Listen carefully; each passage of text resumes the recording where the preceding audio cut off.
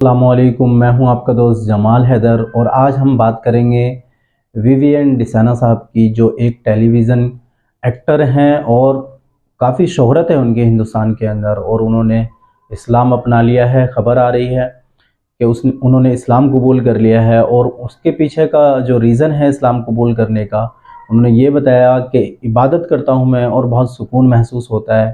اور قرآن کے بارے میں انہوں نے کہا کہ قرآن پڑھنے کے بعد مجھے سمجھ آیا کہ اسلام ایک سچا دین ہے۔ تو دوستو، آپ کیا سوچتے ہیں اسلام کے بارے میں، اور آپ کی کیا رائے ہے اسلام کے بارے میں؟ کمنٹ باکس میں لکھیں، اور آپ بھی کلام پاک کو پڑھیں، اگر مسلمان ہیں تب بھی، اور اگر آپ غیر مسلم ہیں، غیر مسلم ہمارے بھائی ہیں، وہ بھی کلام پاک کو پڑھیں، قرآن شریف کو پڑھیں۔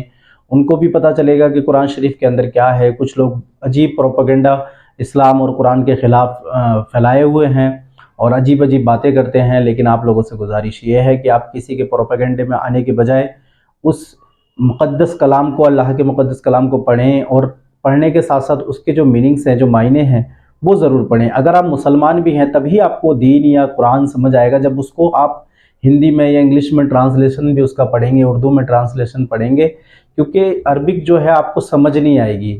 عربک آپ پوری زندگی کلام پاک پڑھتے رہیے، لیکن آپ کو یہ نہیں پتہ چلے گا کہ آپ نے کیا پڑھا ہے۔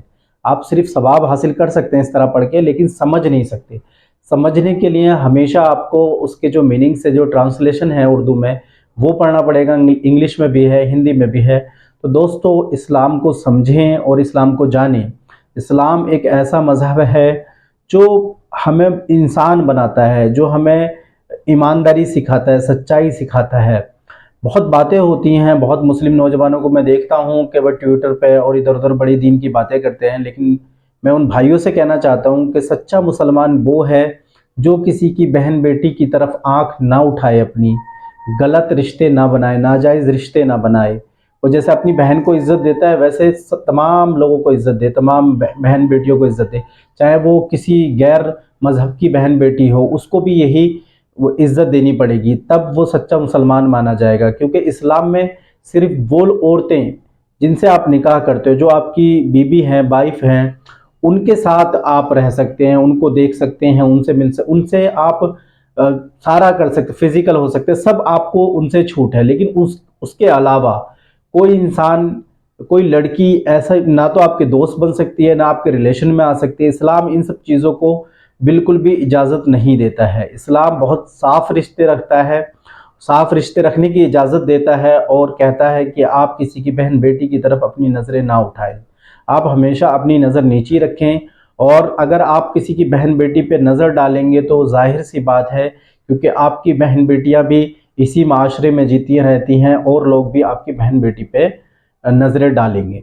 تو دوستو، یہ بہت بڑا عمل ہے اگر ہم اس کو کریں کہ ہم کسی کی بہن بیٹی کو غلط نظر سے نہ دیکھیں، ناجائز رشتے نہ بنائیں، اور ہم ان کے ساتھ کچھ غلط نہ کریں، تو اس سے معاشرے میں بہت سدھار آئے گا۔ کیا سوچتے ہیں آپ اس ٹاپک پر؟ کمنٹ باکس میں لکھیں، اور اگر آپ کو بھی کوئی کنڈیشن زندگی میں پریشان کر رہی ہے تو کمنٹ باکس میں لکھیں، میں کروں گا آپ کی کنڈیشن پر بات۔ تھینک یو سو مچ، اللہ حافظ، خوش رہیے۔